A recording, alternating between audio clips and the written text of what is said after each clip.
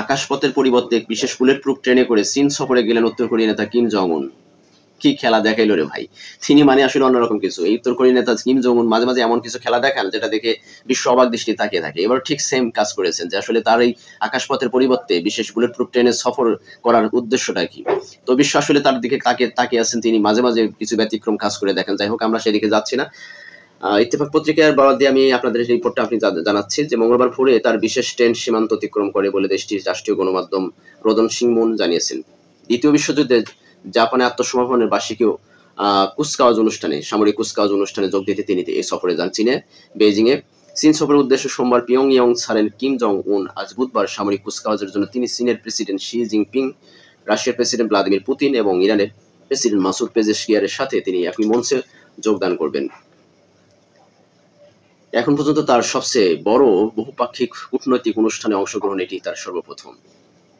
এর আগে চীনের উত্তরাঞ্চলীয় বন্দর শহর তিয়ানজিনে রোববার ও সোমবার 2 দিনের এক আঞ্চলিক নিরাপত্তা সম্মেলন রাশিয়ার প্রেসিডেন্ট পুতিন, ভারতের প্রধানমন্ত্রী নরেন্দ্র মোদী এবং এশিয়ার মধ্যপ্রাচ্য, দক্ষিণ ও দক্ষিণ পূর্ব এশিয়ার 20 জনের বেশি নেতা উপস্থিত ছিলেন। এই সম্মেলনে প্রেসিডেন্ট শি জিনপিং তিনি ন্যায়সঙ্গত ও পক্ষপাতিত্ব শূন্য বৈশ্বিক ব্যবস্থা গড়ে তোলার উচিত বলে মন্তব্য করেছেন এবং উত্তর কোরিয়ার প্রেসিডেন্ট বা উত্তর কোরিয়ার পক্ষ থেকে তার এই প্রস্তাবকে বা তার এই মন্তব্যকে সমর্থন জানিয়েছেন। এই সম্মেলনে শির নতুন একটি বৈশ্বিক নিরাপত্তা ও অর্থনৈতিক ব্যবস্থা গড়ে তোলার উচ্চাকাঙ্ক্ষা ব্যক্ত করেছেন, যা যুক্তরাষ্ট্রের জন্য বড় চ্যালেঞ্জ হয়ে উঠতে পারে বলে তিনি মন্তব্য করেছেন। যাই হোক, আসলে যে এই যে চীনের যে হঠাৎ করে বৈশ্বিক পরাশক্তি রাষ্ট্রগুলো, বিশ্বের যে আমেরিকার পরাশক্তি রাষ্ট্রগুলো, যেগুলো বিশেষ করে রাশিয়া এবং ভারত, তারপরে উত্তর কোরিয়া, এই রাষ্ট্রগুলো আমরা সবসময় জানি যে ভারতের আমেরিকার প্রতিপক্ষ রাষ্ট্র।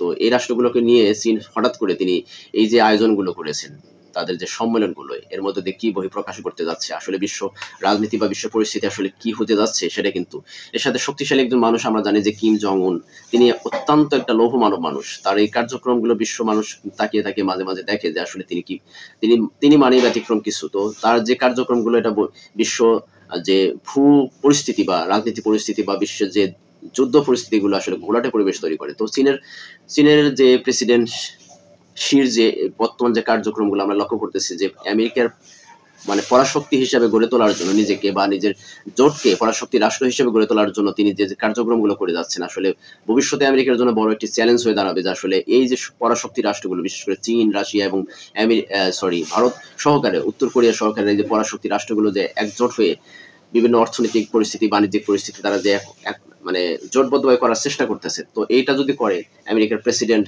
এই যে ডোনাল্ড ট্রাম্প, তার যে ভারতের উপরে 50% যে শুল্ক বৃদ্ধির পরবর্তীতেই আসলে স্টেপগুলো কিন্তু গ্রহণ করা হচ্ছে। আমরা জানি যে ভারতের উপর 50% শুল্ক বৃদ্ধির ফলে ভারতের প্রধানমন্ত্রী নরেন্দ্র মোদী তিনি দিশেহারা হয়ে পরাশক্তি বা চিরশত্রু রাষ্ট্র চীনের সফরে গেছেন। তিনি এই চীন সফরের মধ্য দিয়ে তিনি একটি শক্তিশালী নেটওয়ার্ক গড়ে তোলার চেষ্টা করতেছে ভারত যুক্তরাষ্ট্রের বিপক্ষে।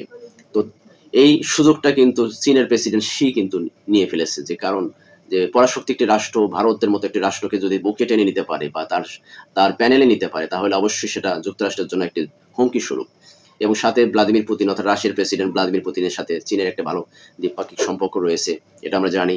তার সাথে আরো যুক্ত হয়েছে একটা লৌহ মানব স্বীকৃত একজন ব্যক্তি, উত্তর কোরিয়ার নেতা কিম জং উন। তিনিও সফর করছেন এবং তার সফরের মধ্যে দিয়ে একটি সারা বিশ্ব এখন পরাশক্তি রাষ্ট্রগুলোর ভিতরে যে ভাগ বা তাদের ভিতরে একটা ডিভাইড তৈরি হয়ে গেছে, সেটা কিন্তু এখন লক্ষ্য করা যাচ্ছে। যে আসলে আমেরিকার সাথে বা যুক্তরাষ্ট্রের যে সমমনা যে দেশগুলো আছে, তাদের সাথে যে চীন সমমনা দেশগুলোর সাথে কিন্তু একটা মানে পার্থক্য তৈরি হয়ে যাচ্ছে, বা তারা একে অপরের প্রতি তারা ক্ষিপ্ত হয়ে যাচ্ছে বা বিশ্বযুদ্ধের দিকে ধাবিত হচ্ছে দিনের পর দিন। এটা কিন্তু আমরা লক্ষ্য করছি।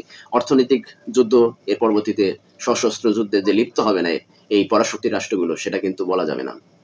তো যাই হোক, এর ভিতরে সামরিক শক্তি, অর্থনৈতিক শক্তি এই আলোচনার মধ্যে দিয়ে বা এই সফরের মধ্যে দিয়ে এই পরাশক্তি রাষ্ট্রগুলো কিন্তু তারা কিন্তু এই আলোচনাগুলো অবশ্যই তাদের ভিতরে চলে আসছে। তারা কিভাবে অর্থনীতিকে তাদের নিজের কন্ট্রোলে রাখবে বা তাদের বাণিজ্যগুলো কিভাবে তাদের ভিতরে কন্ট্রোলে রাখবে এবং সামরিক যে শক্তিগুলো আছে তারা কিভাবে বৃদ্ধি করবে যুক্তরাষ্ট্রের বিপক্ষে, এটা কিন্তু তারা অবশ্যই আলোচনার মধ্যে তারা নিয়ে আসছে।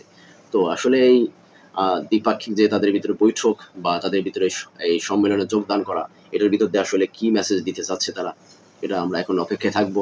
এখানে অনেকগুলো রাষ্ট্র যে প্রেসিডেন্ট, প্রধানমন্ত্রী তারা উপস্থিত ছিলেন, তাদের সম্মিলিত তাদের যে মতামত, সেটা শির কাছে উপস্থাপন করেছে এবং শি তার ব্যক্তিগত মতামত প্রকাশ করেছে একটি বৈশ্বিক পরিস্থিতি। তিনি বলেছেন যে বৈশ্বিক নিরাপত্তা অর্থনৈতিক ব্যবস্থা গড়ে তোলার উচ্চাকাঙ্ক্ষা তিনি ব্যক্ত করেছেন। তিনি আরো বলেছেন এটা যুক্তরাষ্ট্রের জন্য একটি হুমকি স্বরূপ বা যুক্তরাষ্ট্রের জন্য একটি চ্যালেঞ্জ হয়ে উঠতে পারে। যুক্তরাষ্ট্র যে অর্থনৈতিকভাবে সারা বিশ্ব তিনি ছড়িয়ে দিয়েছেন তার তার যে অর্থনৈতিক প্রভাবটা সেটাকেই দমানোর জন্য চীনের একটি অর্থনৈতিক একটি পরিস্থিতি বা অর্থনৈতিক একটা প্রজেক্ট তিনি তৈরি করতে পারেন এই পরাশক্তি রাষ্ট্রগুলোর সম্মিলিতভাবে। তো দেখা যাক আসলে বিশ্ব কোন দিকে যাচ্ছে, বিশ্বের রাজনীতি কোন দিকে যাচ্ছে এবং নিরাপত্তা কোন দিকে যাচ্ছে সেটাই আমরা এখন দেখব। তো ততক্ষণ পর্যন্ত ভালো থাকবেন। আল্লাহ হাফেজ। আসসালামু আলাইকুম ওয়া রাহমাতুল্লাহি ওয়া বারাকাতুহু।